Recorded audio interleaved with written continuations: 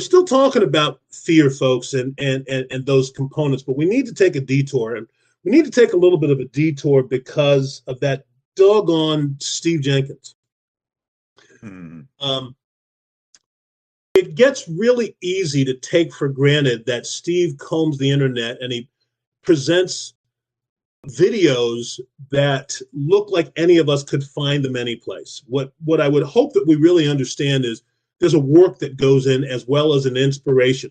And I think an inspiration by the Holy Spirit, because there's a prayer element that says, Lord, help me to find what it is that's going to impact your people the best and the most. And so when Steve presents these informative pieces week after week, I would hope that they're not just watchable elements for you, and then you kind of jettison them.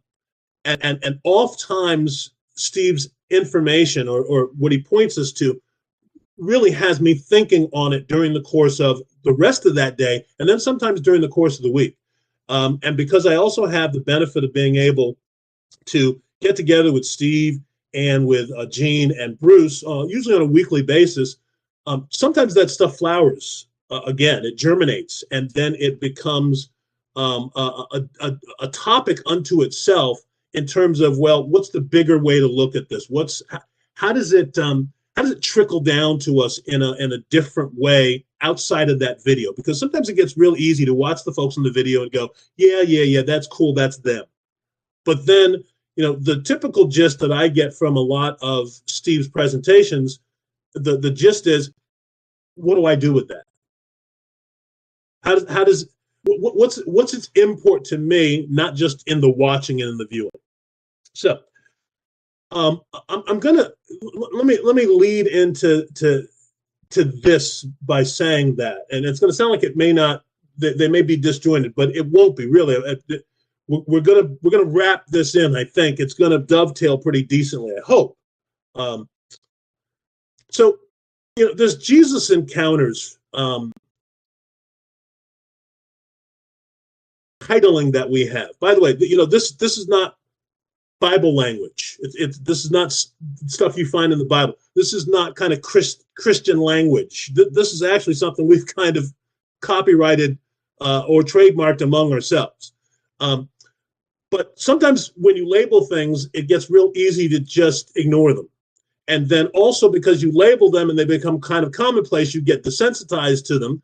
And then you kind of just take it for granted and just think, well, maybe it's really not all that important. So,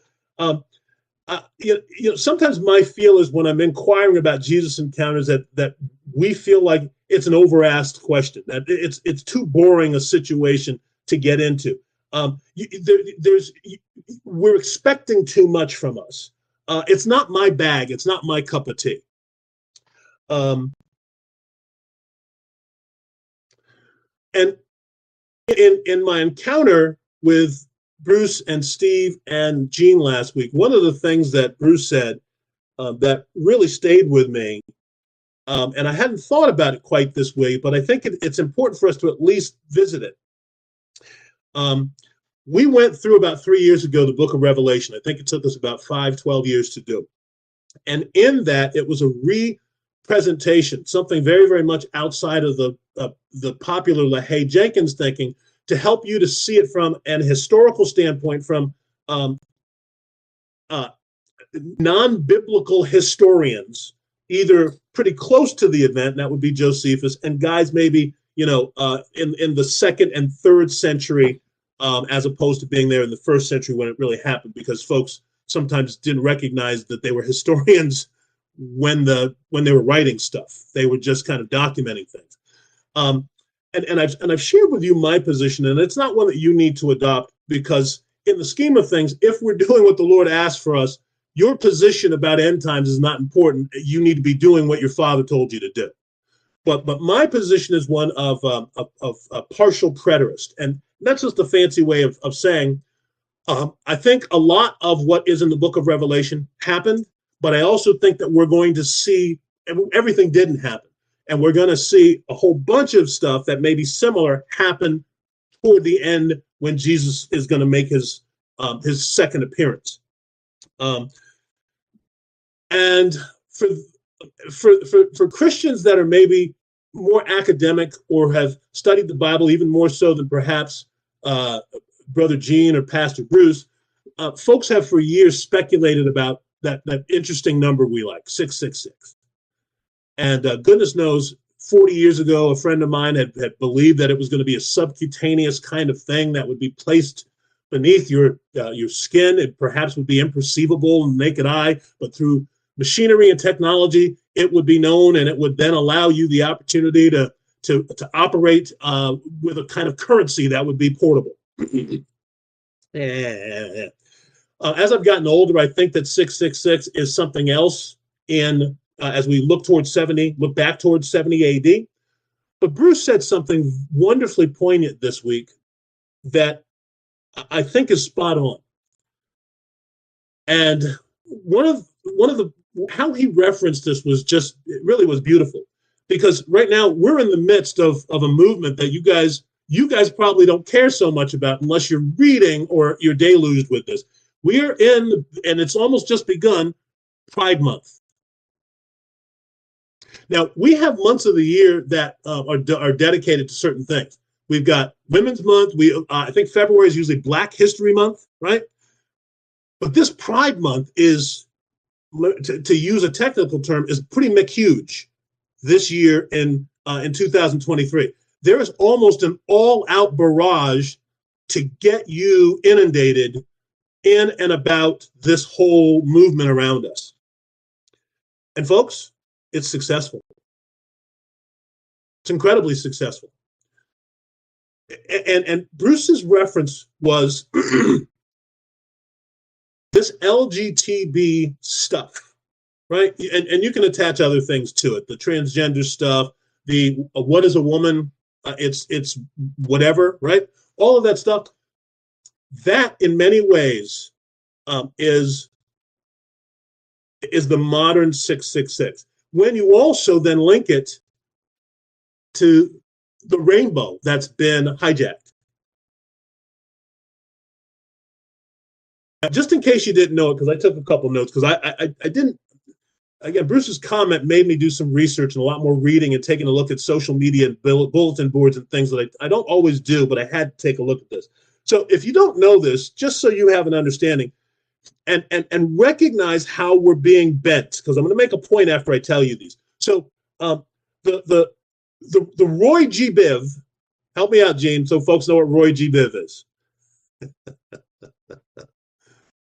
ROY is an acronym for the typical array of colors that you see in the rainbow. They are the spectrum: red, orange, yellow, green, blue, indigo, and then violet. Right. Those are the usual colors that you see on, quite frankly, even they're the spectrum. Then you've got the others that are like ultraviolet and that sort of thing, or gamma rays somewhere along the line too. But yeah, those Roy G. Biv represents the typical 7 colors of the rainbow. 7. And so when we're thinking about kind of the Bible numerical significance, 7 Complete is completion, is perfection. The rainbow that's been hijacked is 6. Okay? The red stands for life and the fight against AIDS and HIV. The orange stands for healing and physical and emotional discovery. The yellow stands for sunlight, hope, and optimism. Green, watch this, stands for nature, embracing your own nature and your own unique identity. Blue stands for serenity, harmony, and peace. And purple stands for the spirit, and that spirit encompasses the range of sexual gender and sexual identities. So when you hear the initial words, red is life, orange is healing, yellow is sunlight, green is nature, blue is serenity, purple is spirit, Those are all really good words until you see how they're being redefined, till you see how they're being applied.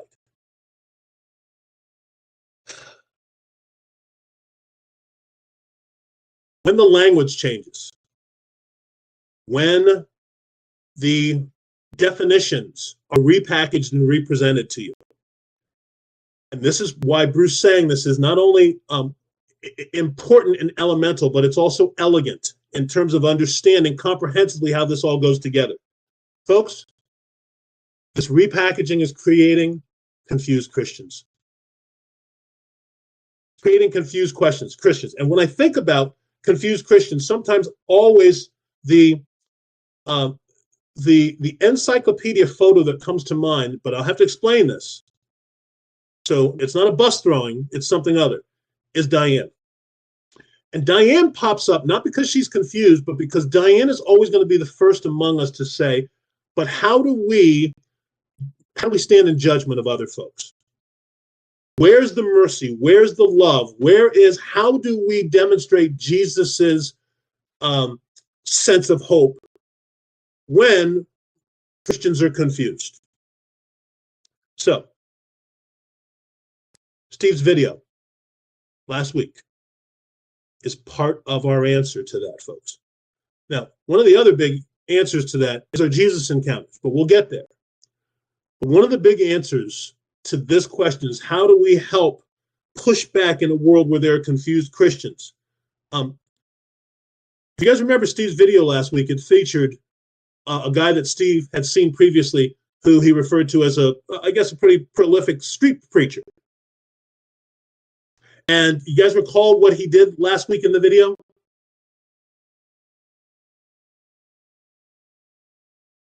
There was a defensiveness that came about when he asked a simple question that they're not thinking about right now, and that is, how will they respond when they stand before the Lord in judgment? But you have to go back, Gene, to the context of it. Yes. Right? He had gone to a drag show where there were kids there. Yes. And this guy went to check it out to see what was going on. Yes. And when the Q&A came about, that's when he took his opening to start his questioning. Yes. And we're going to get into that component, because what Steve presented in the video and what you just said, Sarah, it may not seem like it's related, but when we start taking apart Gideon and the Lord working with and through Gideon, we're going to take a look at this, because this is kind of what it is that the street preacher did. And I appreciate Gene taking a look at the action component, but the first action that this guy did is, and watch this, and maybe this will help make sense. He went into the enemy camp to learn. He went into the enemy camp to learn, as opposed to just throwing stones, as opposed to just picketing. He went to go find out what was going on. And he didn't take his anger. No. He stayed calm throughout the whole interchange. Yes, he was prepared. Prepared and emotions out of it. Yes. And do you know what example, if you were going to use a scriptural or a biblical example of how he responded in that situation, do you know what example he followed that's there for us that we very rarely embrace?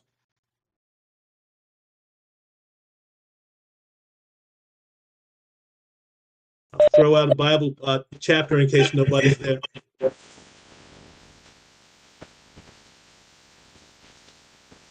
Luke chapter 4. Luke chapter what? Luke chapter 4. Thank you. If somebody recognizes the reference I'm making, go ahead and blurt it out.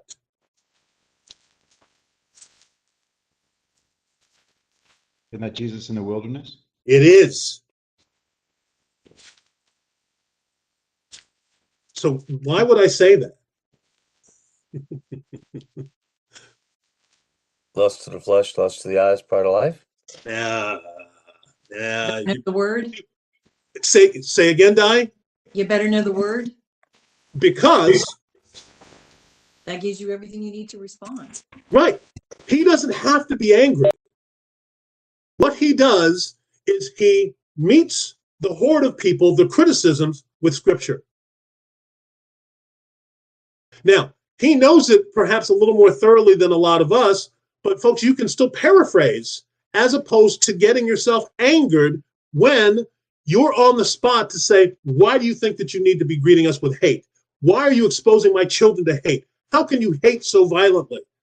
He used the scriptures, he used the Bible, and I use this phrase a lot. It's an informal one, but I use it often. He makes the Bible the bad guy. He comes in prepared.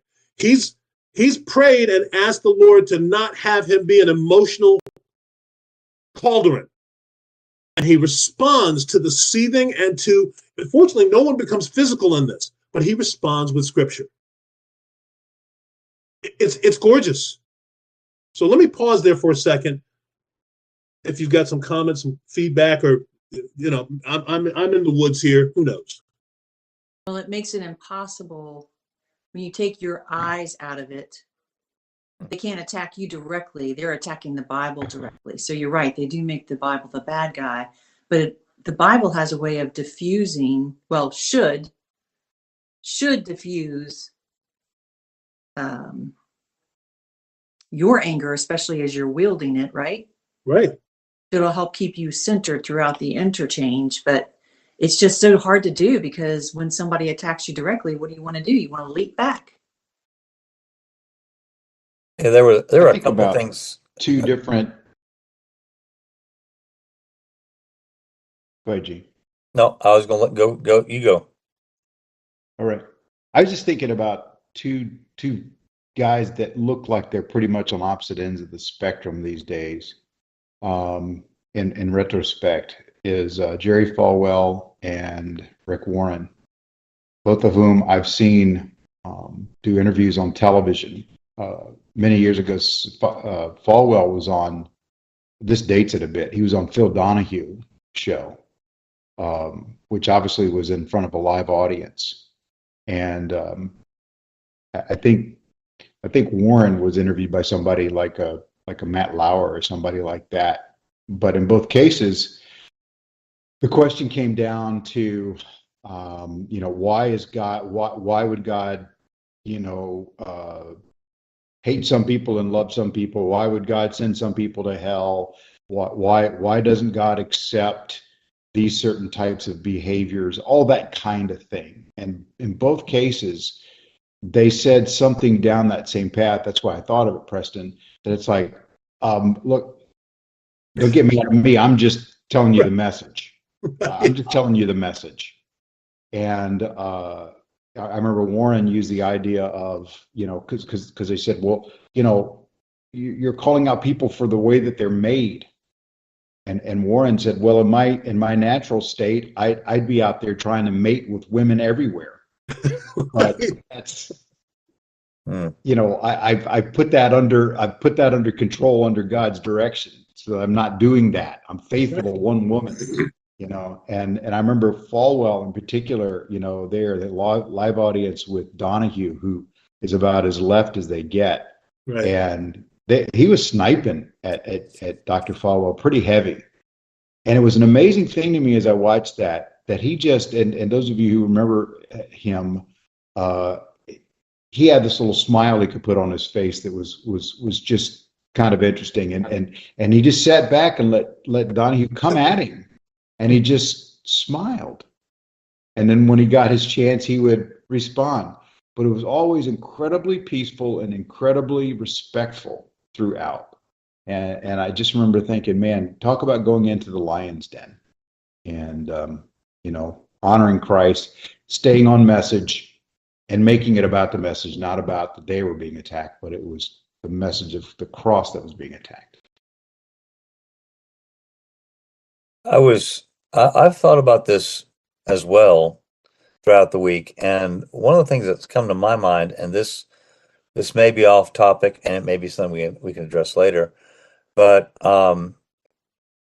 referencing your 666 and the mark of the beast and all that sort of thing, what came to my mind was the scripture says that we're not going to be able to engage in commerce. And little by little by little, that's actually kind of happening because Starbucks doesn't want any of our business.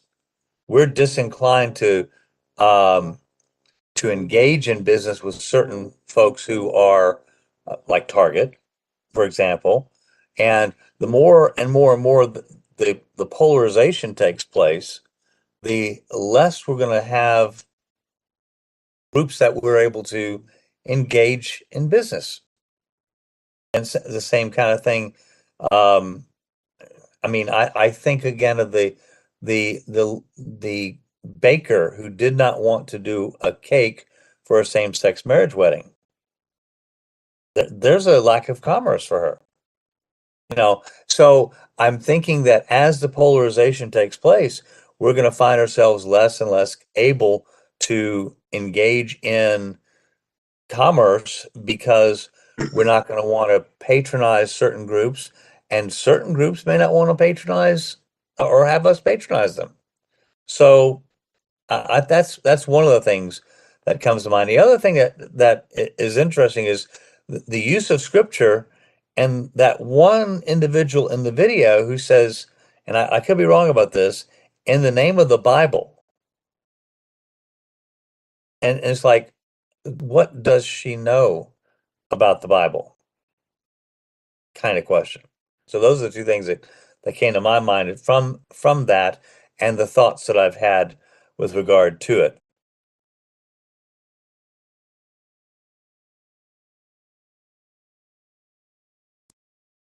Gene, I would hope that from your first statement that there's truth there, but my take is, especially, and I'll talk a little bit about this with some of the bulletin boards and the postings and social media, I think you're giving Christians too much credit. In what way? That Christians are going to be offended and not want to do business, because we've just come through a whole situation that's been more than we recognize a successful experiment. That safety, and who tells you what safe is versus otherwise, has impacted us and means something very different to this generation than it did in past generations. Safety. Well, and I get that. I hear that. But what I'm saying is, I think we have and I hate to use this term, but maybe it's the best one. There is I think a different kind of Christian, quote unquote, because there are some that are cultural, but then there are some that are devoted. There are some that are wanting to do the right thing. And it could be those folks that just don't want to contribute to I mean, let's face it, there's some folks that have such an attitude toward where their money is going and how it's being used, that they're not going to want to contribute to a group that let's just say instead of Target, like we had that other video, let's say Target, instead of wanting to promote the gay agenda, is actually funding terrorism. Well, this is not going to be a good thing for us to lend our money to. And so the more we get into that sort of, again, polarization, there is and we're going to look at this some in the message. There is a culture that has begun to devolve, I'll use that term, to the point where we're not really dealing with a Christian nation quite so much anymore. And that makes it difficult for us, in this country at least, to want to participate in some of the things that they're, as a general culture in our society, excited about, or at least okay with. Can I make one comment? You got it.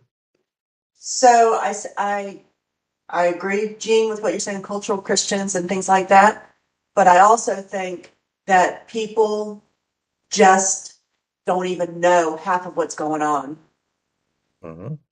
They don't care to dive into things and be aware of what's actually happening around them, to learn how to combat it, right? They may not even realize that someplace that they buy from supports something.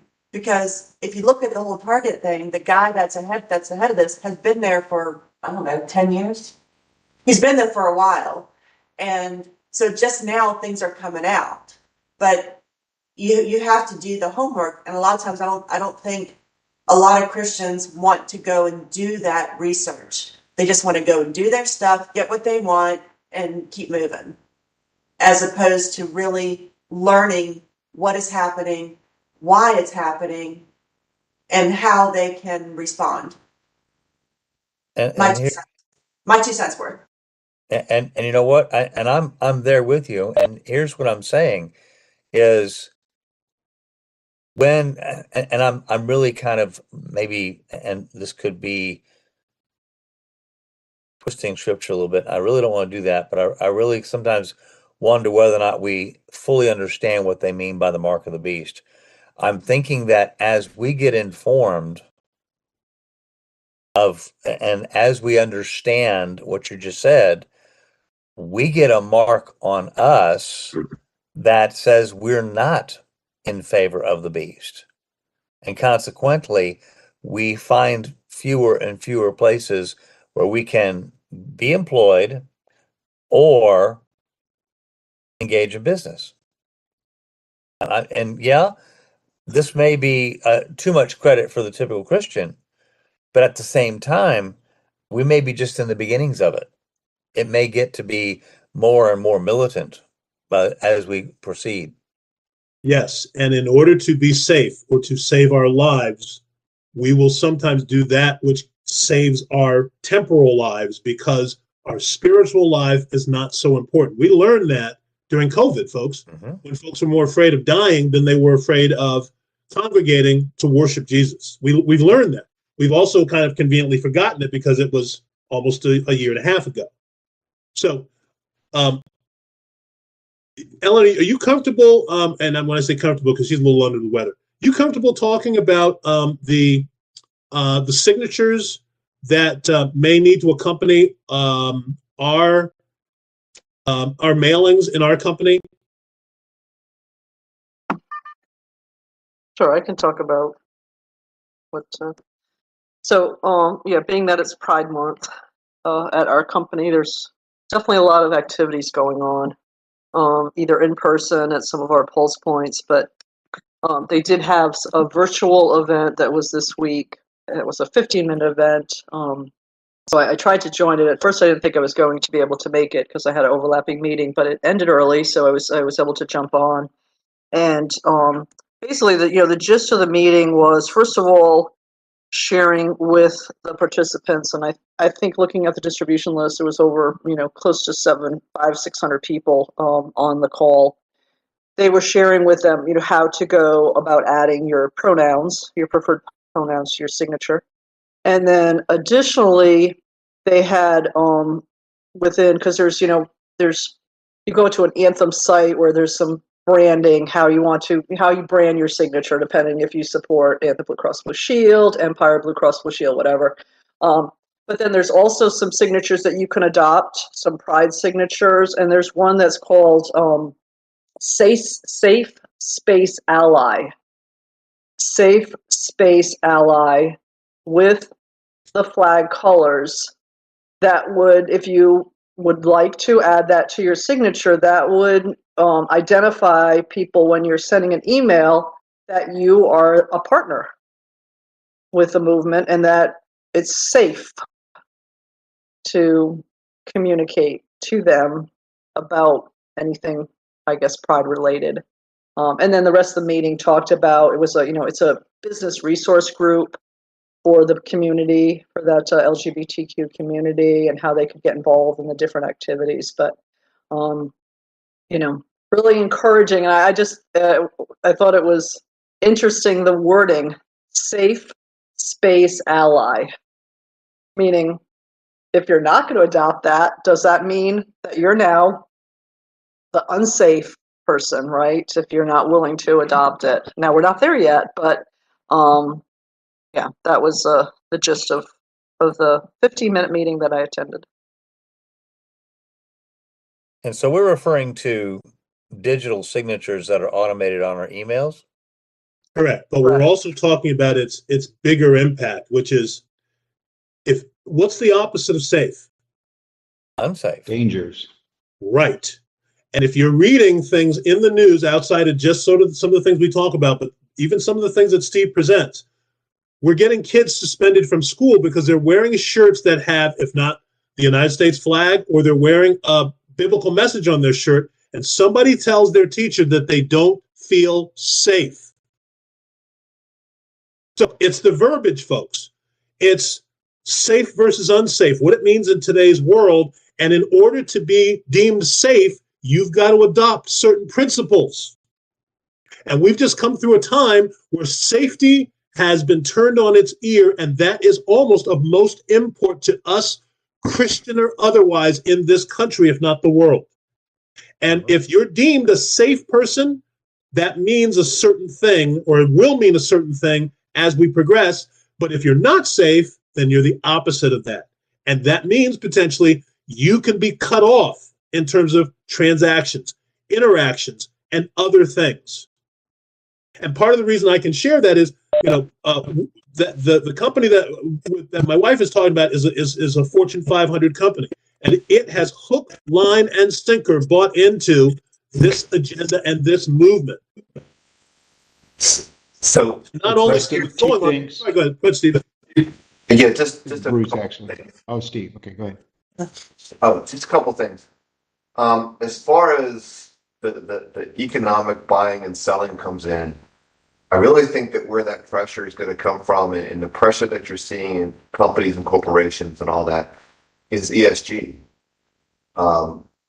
Your ability to get investments, say your groups like BlackRock and venture capital, who manages most of your 401ks and all those types of things. They are encouraging investment based upon your ESG scores. And part of that ESG score is your stance on LGBTQ plus stuff. And so that's why you'll see a company like Bud Light use Dylan Mulvaney, or you'll see a Target promote the type of clothing lines and those types of things. It's not, look, they get most of their money not by what they sell, but by their investors. Mm-hmm. And so that's why they're more willing to cater to their investors and put out these things, even at risk of consumers not buying their products, because they'll still get their money from the investors, at least until their stock starts to go down. So that's where the buying and selling, I believe, is going to come in.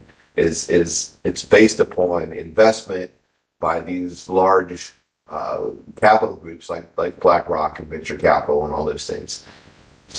That's where I think that's going to have the biggest effect, because it starts out with companies, and I think eventually it's going to be applied to individual people. The second thing I wanted to say, and I had mentioned this in our meeting, but this I think sort of goes along with what you're saying about safety. Part of the January 6th hearing involved a study of what they call white Christian nationalism, because I'm sure you've heard, the biggest threat to national security isn't China. It's not, it's nothing like that. It's a white nationalist, white Christian nationalist. And in this report, they define white Christian nationalists as people who prioritize economic stability and freedom over safety. That were more likely to be anti-vaccine, that were pro-Second Amendment. None of those things, if you think about them, have Christian in them. But if you're any of those things, you're considered a white Christian nationalist and a threat to national security.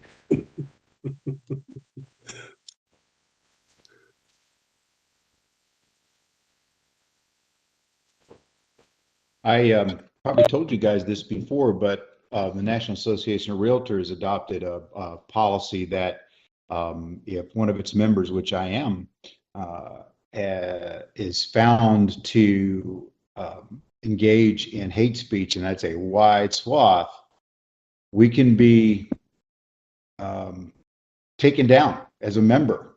And kind of the one of the kind of case studies for that was a guy who, like myself, is a minister of the gospel, and he preached something, and it was pretty clumsy. He could have done a better job, but he preached something about homosexuality, and I guess people felt that gay and transgender people would not feel safe having him represent them. That his position was a direct defiance of fair housing, and so he was disjoined from the National Association of Realtors. And I've told Christine I got to get out of that as soon as I can. You know, I just don't like that.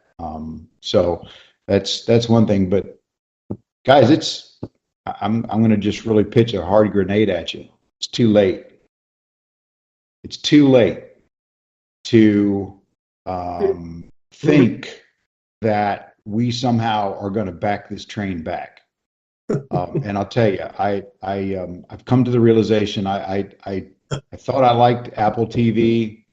I thought I liked Amazon Prime and all of those, but the tech companies have already got so much content out there that is changing the hearts and minds of the people. Every program that I've watched on Apple TV has a gay or transgender character in it. One of my favorite programs on Amazon Prime, Just Let Us Know. I kind of always thought, but just let me know that one of the characters is gay. It took 4.5 seasons, but they got there. It is ingrained into our society already. If you decide, which I don't think it's a bad thing, but if you decide, I don't want to give my money to these people, I don't want to participate, you're going to have to shut your computer off, you're going to have to turn your lights off, and you better start growing food in the backyard, because it's already there, baby. It's there. It's there on every front. Every front. And so, and then you look at a guy like Clayton Kershaw at the Dodgers, who said, I think this pride thing is especially that one group, is terrible. There are people calling for him to be fired right now. Too late. The lines have been drawn. And I'm not sure, to Gene's point, I'm not sure what the purity of the church it looks like right now. Correct. And that's a lot of, we're not necessarily having this discussion, folks, to have an end times, pre, mid, post, a blow up trib. This is not the point of this conversation. The point of this conversation is to talk about why Jesus encounters matter. Because Bruce is right. See, you can't put this particular genie back in any bottle at all. It's already out there. So we've got to be trained to be able to go through this, and what we need to do in order to go through this and establish anchors, establish footholds in a way that honors and glorifies the Lord. And a lot of that is part of our lesson right now, is helping to alleviate your sense of fear. But the other is beginning to recognize when and how you're making steps. And Gene said something, and I love Gene's idealism. What he said is Christians want to do the right thing. Well, folks, right is always a relative word. And that's why I started this conversation by telling you that there are confused Christians. Because right now what's considered right is where the church, the United Methodist Church, on display for us is having a huge schism. Because they can't figure out what's right anymore. Even with the very book in front of them that tells them what's right and what's wrong, they're misapplying, misdefining, misunderstanding, misteaching what's the part of the book. And because that they're having people issues, and those people issues in many ways are going to have different kind of ramifications on that the immediate environment and the church at large, because other churches are watching this and anticipating what's going to happen. And so when I talk about this confused Christians, I took a look at an online posting this week, and someone had posed the question, what is the most difficult commandment that Christians struggle to follow and embrace? Or what sins that's probably it. What commands do Christians struggle to embrace? And before the poll got really convoluted and people started deciding to beat up the people who were throwing out suggestions, somebody got this right. And they gave two answers. And here were the two answers. One they said was premarital sex, because folks, if we're honest about that, our churches have pretty much embraced that that's A-OK. And I know that partly because one of the few shows I'm watching that Bruce, and maybe it'll creep in later seasons, I get to watch a show right now, forcing my wife to watch it, that right now has no homosexual agenda. And that's these Married at First Sight kind of shows. Because right now, at least, the seasons I'm in are dealing with men and women and that traditional thing in an atraditional sensibility in today's culture. So I don't have to right now worry about the gay stuff creeping in. I'm sure in later seasons that'll probably be on display. But premarital sex on these shows for people that are Christians, it's kind of okay. And then the second thing that someone had said, this same person said that I thought was brilliant before it sort of denigrated, was preaching the gospel. The two commandments that Christians struggle with the most are being a one man or one woman person and preaching the gospel. Now, this person then started to get beat up on, and people started putting out, oh, you don't know what you're talking about because you can't mix fabric. You're eating shellfish. People cuss. So it just got silly and convoluted after that. But this person got it right at first. But the other answers demonstrated that we've got a world of confusion going on, if not in our churches, among people who call themselves Christians. So when Gene says that there are people who are Christians who want to do the right thing, my question is always, what's the right thing? Because if you ask 5 different Christians what the right thing is, you're going to get 5 different answers. That's where we struggle today. And I don't know that in the world of 100 years ago, when you were having that discussion with a church-going, Bible-believing, Jesus-following Christian, if you would have had 5 very distinctive answers. But in today's world, we do. Let me pause there. Anything, any comments there? I get that about the right thing. And also, as we're talking about fears, and I know I've mentioned this before, but it kind of truly is still one of my fears is, and it's with this Pride Month, my neighbors directly beside me, gay married couple, lady that moved in several months ago across the street from us, flying the gay pride flag. I don't know how to best interact with them. We talk, the boys, we call them, next door. We talk over the fence and you know, stuff like that when we see them out and about. I don't see the lady across the street very much, just occasionally when she's walking the dog. But, you know, kind of like, you know, we had that cookout. And I'm thinking, should I invite my neighbors? Should I? But if I invite this neighbor and I don't invite that neighbor, am I going to be, you know, I don't know how to, I really don't know how to reach out to them as both a Christian and a neighbor. And without being, I'm trying to think of the right word, without calling them out, you know, without getting to know them. But if I invite some of the neighbors that I've been friends with before these people moved in, but I don't invite my next door neighbor who they're also friends with, and it doesn't bother them at all. I have a lot of very, very liberal neighbors. Then I don't want to be labeled judgmental, but at the same time, I don't know where the line is on how to handle the situation. And as a Christian, and to let them know kind of how I feel, but yet, you know, they're quote unquote, they're nice people, you know, but I don't know how to go about and work that into, you know, where do you stand kind of thing.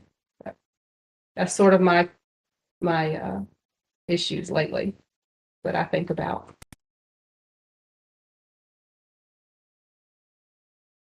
Just invite them, Sherry.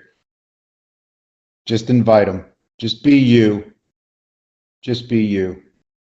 My neighbors that own the house next door are lesbians. There's a gay couple that lives down the street. I mean, it's all over the place here. I find them, and I saw the quote unquote, and I get that I've used that same phrase, but they're nice folks. They're just lost, but they're not any more lost than anybody else. So I think where the fear can come sometimes is when we go to invite them to church, because I hope the pastor doesn't rail on homosexuality this week and run them off. And I've seen that happen. But you know, the Lord will open that gate. I just say, just be you, because you guys are great neighbors. I guess my fear is, you know, how do I reach out as a neighbor, yet as a Christian not endorse their lifestyle? So that's kind of where I'm at, you know, because if I'm inviting them to things, they're going to think, oh, she's fine with that. But then I don't really know how to go about I'm not really fine with that kind of thing. So I think you just have to be open. If somebody asks you, no, I am not okay with that. But Christ says I have to love them and I have to be a witness to them. And this is my way of doing that. Would you invite them if they were Muslims? Would you invite them if they were Jewish? You know, I think you just got to kind of go there. And yeah, you invite them, but you know, if it comes up, then you need to speak the truth in love. Yeah. But I mean, I doubt Jesus, as he went in to hang out with the people he hung out with, said, I don't endorse this, guys, but I'm gonna hang out with them anyway.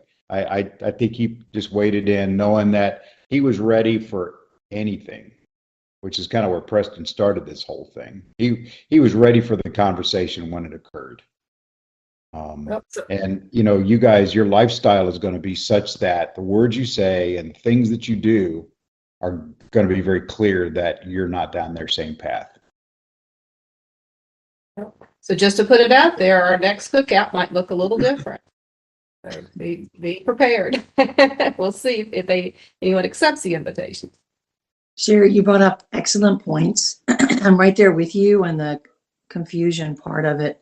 But, you know, I was thinking as you were saying, we can't change anybody. How many marriages go into it thinking, I can change that person over the years, la, la, la. And you see it over and over that those changes have to be from the person. So I think where the confusion comes in, it's our honor. We don't have to love our neighbor. That's what God has told us to do. That's what Jesus said was the second commandment after loving God. We have to love them as ourselves, which means we want the best for them, just like we want for ourselves. But how do we bring it all together? Because we know we can't change them, but we can also stand firm in what we believe. And if they ask, we can give them an answer. But we have to make sure it's based on what the scripture says so that we don't get our emotions into it. It's a cauldron. And that's why your picture shows up in the encyclopedia die when I take a look at this confused Christian, because what you just said is the answer. It's how we deal with all of the spectrum of stuff that falls short of Jesus's perfection. Is we let folks know that we're not the arbiters. Let folks know we're not the arbiters. Here's where it is. This is what God says. And then the other thing we have to kind of do well, and this is the thing I think about because you ask about it or talk about it so often, Diane, we have to lead with not our testimony, but how we stink the place up ourselves. Right? And see, now that opens you up for your testimony later by you diffusing the fact that you're not holier than the person to whom you're speaking. Then they may want to know your background and where you come from. And you know, it's a regular sermon these days, but I think, again, this is one that's mistaught.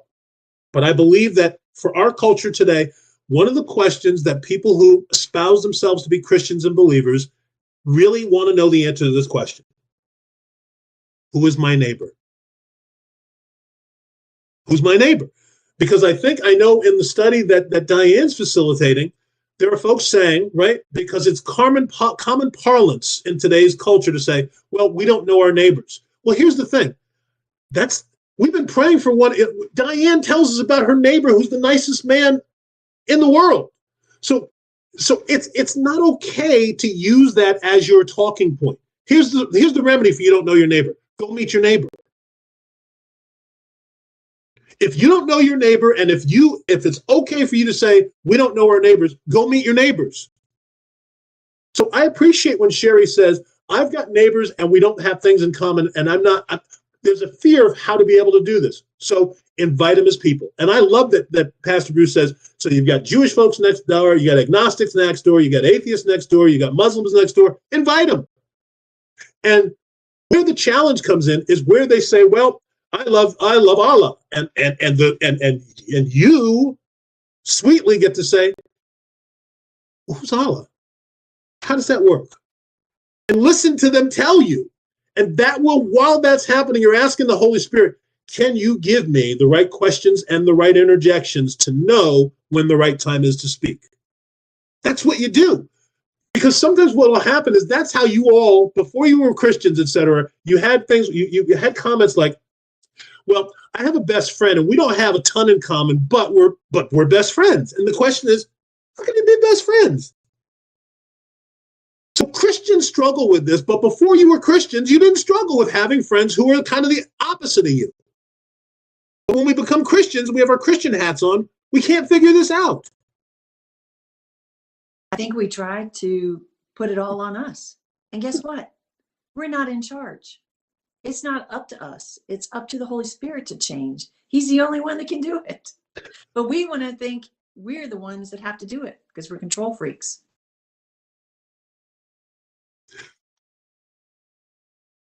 You know, we used to just worry about our Catholic friends. Back in the day, 30 years ago, that was the concern, right?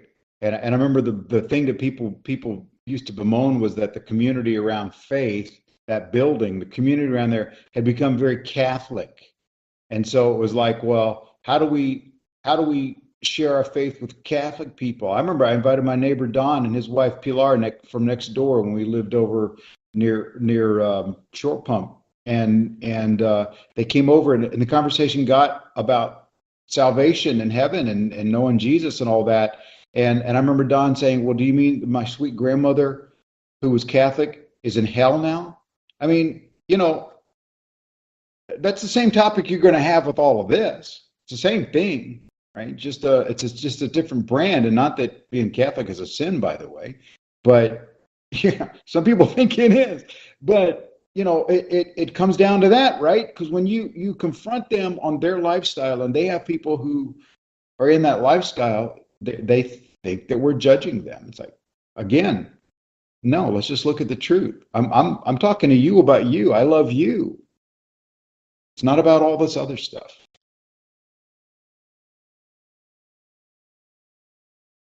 In the old days, some of us, and I know some of us didn't, but in the old days, some of us had friends who were serious potheads, and we weren't. But they were really good friends. And you could tell your friend, dude, you're ahead. You smoke too much weed, dude. We could do that and still be friends. Christians really just can't figure out how to do that. So we don't. We let Bob and we let Judy and we let Anita and we let Ed do it, and we post their stuff. And please don't misunderstand. I appreciate reading their stuff. But too often we live and we thrive and we take credit for the accomplishments of others, especially in the church. That missionary report, man, vicariously, we just glom onto that bad boy, and those accomplishments are mine because my pastors told me that, because that's part of our harvest there. And some of these are statements as to where we're going. So, and if we're proud of Ed and Anita, Judy and Bob, it makes sense. If we're proud of that, and a little envious, and I'll get to that in a second, proud of that and a little envious, it makes sense to make our own strides without copying them, because copying is too artificial. And not only is copying too artificial, because I'm not saying that copying is not, imitation is not the highest form of flattery. That's not what I mean. What I mean is sometimes adopting somebody else's methodology isn't quite right for you. You have to figure out how to make it work for you. So I can tell you, reading Ed and Anita and Bob and Kay's reports have certainly manifested for me in such a way where I go, I want to emulate that, but in our own way. And here's why we can't do what Bob and Judy and Ed and Anita do. Number one, we don't have a ministry that's outside of the country. Number two, a lot of us don't speak any language other than English, and sometimes English is really a struggle. See the beginning of our conversation today. We don't have access to hundreds and thousands of people, and also differently than Ed and Anita and Bob and Judy, we're not always very good at embracing new things and new people. So we got to do it our way. And part of our way is our vision, our simple mission statement that talks about praying people, right? The Jesus encounters, our workout sessions to help us develop our own unique way to impact the world. Reliance on prayer. Well, that's an economy that the Bible talks about that we should understand how to do. Recognizing our gifts and the gifts collectively that we have. Yes, we should be aware of that. And like Bruce said, we're not going to be able to push back this particular adversarial promotion, propaganda that's so pervasive in our community today. But that doesn't mean we can't person by person attempt to impact them. Now, having said that, and again, part of this is it's a detour, but it really it's going to lead someplace, I hope.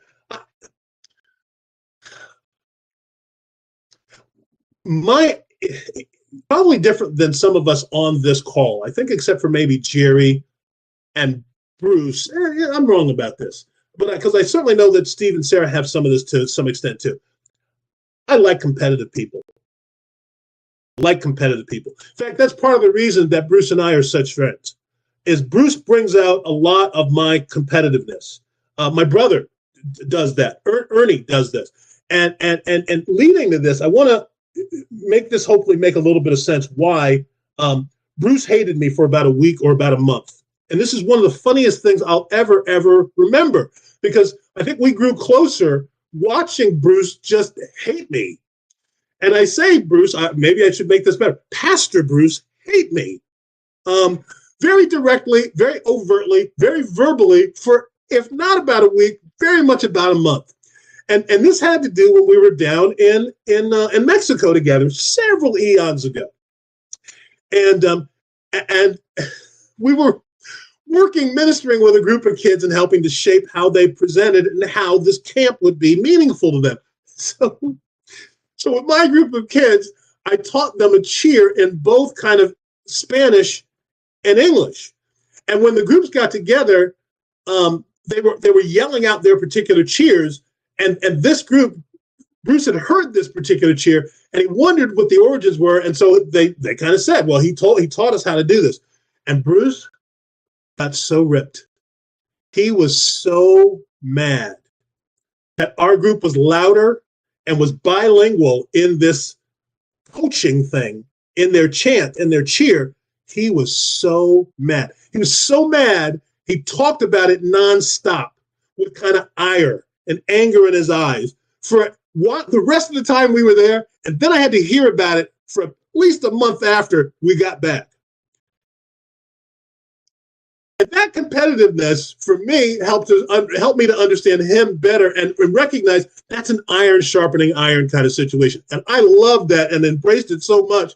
I mean, we still laugh about it today because it's so absolutely silly, and it was kind of kingdom-oriented. But at the same time, Bruce just went, not on my watch. That's not going to happen without me figuring out what to do to combat that. I love that.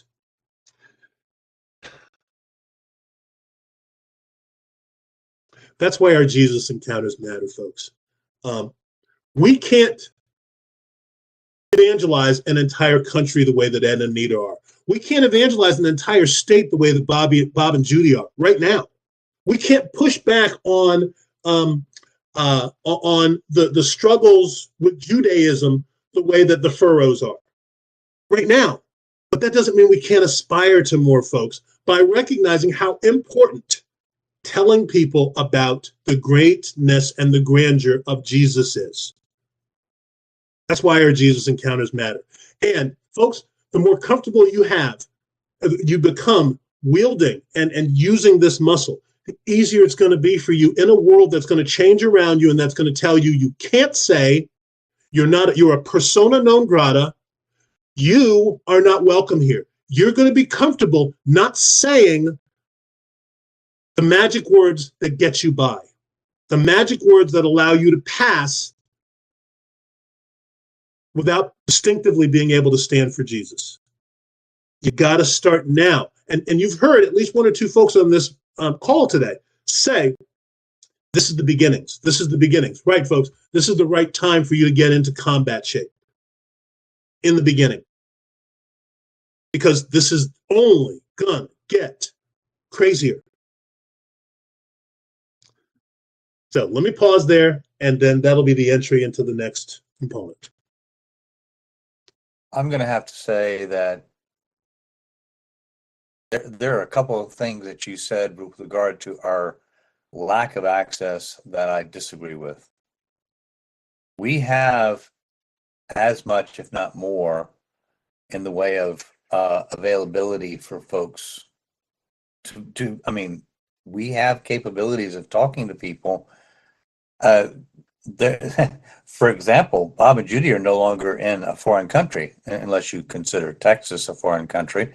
So they've got the same people we do, really, now. And if you think about the population difference between Virginia or North Carolina or Hawaii and Haiti or the Dominican Republic, they're not that different. And if anything, as a country, the United States is much larger. So we have them available to us. We have foreign all over the place. It's kind of like what Bob said.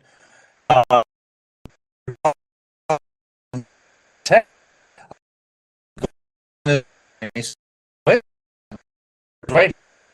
You're breaking up. Gene, Well, turn your camera off. Turn your camera off so you can get some better bandwidth. You're still breaking up. Okay.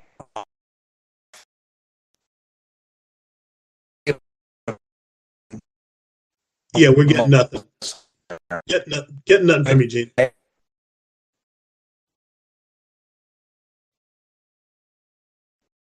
While he gets his thing going, what you said reminded me of something. And maybe I should couch it as a question. It's like, well, how do we get there? Right? I think the Jesus encounter starts the path, but what I was reminded of is our buddies from United for Christ motorcycle ministry. And before we knew them, they were attached to the Rock Church, right? And if you recall, those guys told how every year they had like their own version of like the Academy Awards or the Emmys, where they recognized people and gave out awards for soul winners, which they and we all thought, that doesn't seem quite right. That just doesn't sit right. But there was a celebration at a high level, I think is the larger point, for being effective for Jesus. But part of why I think those guys were effective is because they just were different. They were very different. They weren't weird different, because a lot of church people are weird. Yep. But they were different, and they were attractive, and they were bold. So I don't know if that factors in at all, because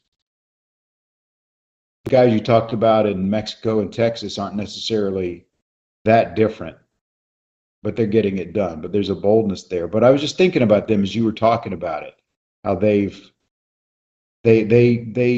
still, those guys still do that very well. Just get out there and tell people about Jesus unashamedly and unabashedly too. Want to try again, Gene?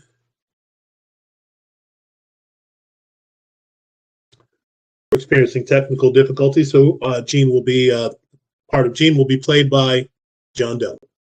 Okay. He has gone to restart the network. All right. All right. So that leads into, thank you, Pat, by the way, Pastor Bruce. Jesus encounters. What do you got? What happened in the week that was?